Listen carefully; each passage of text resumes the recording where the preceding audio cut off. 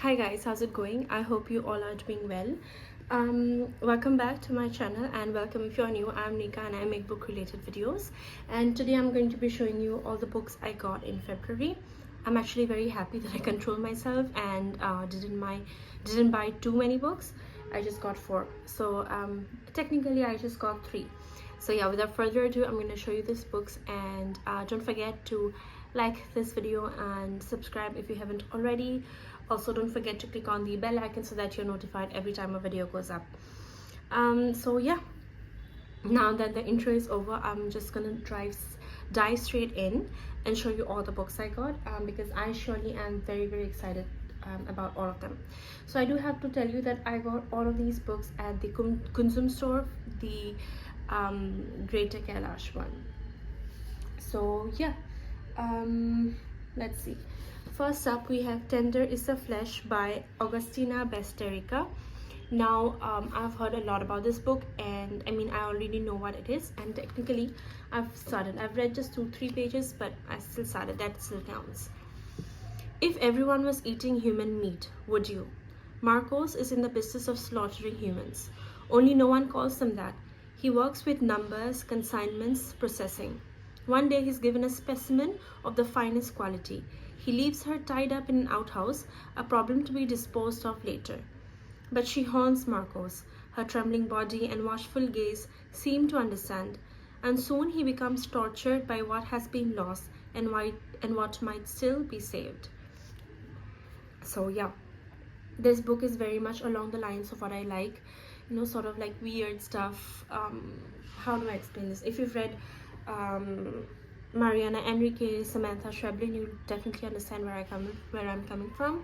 I personally really like that sort of story, so this is what really drew me in. Really excited for this one.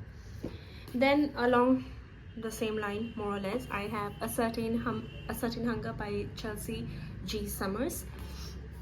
I was really hoping for this book, but it took a really long time, and the price was really high on Amazon, and this was not available in Indian bookstores. It just became available only very recently. So anyway,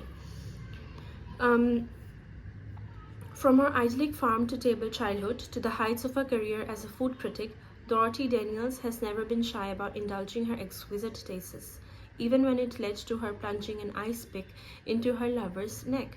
There is something inside Dorothy that she's finally ready to confess, but beware, her story just might make you wonder how your lover would taste sauteed with shallots and mushrooms and deglassed with a little red wine. So the New York Times calls it a love letter to rich food and rich men, engorging on both with abandon. Definitely eager to read it. To be very honest, I think this is a nice enough cover, but the actual cover with the woman on the cover, that one is pretty nice. I think I would have preferred that one, but anyway this is the second book. And then I also have another book which is actually very different from the rest. It's The Women of Troy by Pat Barker. Now I've heard about The Silence of the Girls by Pat Barker, which is also along the same lines, Women of Troy. So I'm really excited to read this one. Troy has fallen. The Greeks have won their bitter war. They can return home as victors. All they need is a good wind to lift their sails. But the seas have been becalmed by vengeful gods, and so the warriors remain in limbo, camped in the shadow of the city they destroyed, kept company by the women they stole from it. The women of Troy: Helen, Cassandra, Amina, Hecuba, and Briseis. Briseis carrying her future in her womb, the unborn child of the dead hero Achilles. Once again caught up in the disputes of violent men. Once again faced with the chance to shape history.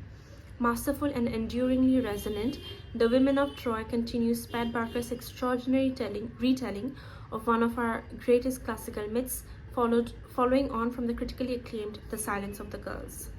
So yeah, so I got all of these 3 books from the Kunzum store. So it was the Penguin display at the store, and because of a certain offer, I got this book as a gift from them. It's Makers of Modern India by Ramchandra Guha. I have not read Guha before, but I mean, of course, I've heard a lot about Guha, and I think India After Gandhi is the one that I've heard about a lot. Um, that said, I've never prepared for any of the competitive exams, so no. Ramchandra Guha, author of the internationally acclaimed India After Gandhi, profiles 19 Indians whose ideas had a defining impact on the formation and evolution of our republic, and presents rare and compelling excerpts from their writings and speeches. This book highlights little-known aspects of major figures in Indian history such as Tagore and Nehru.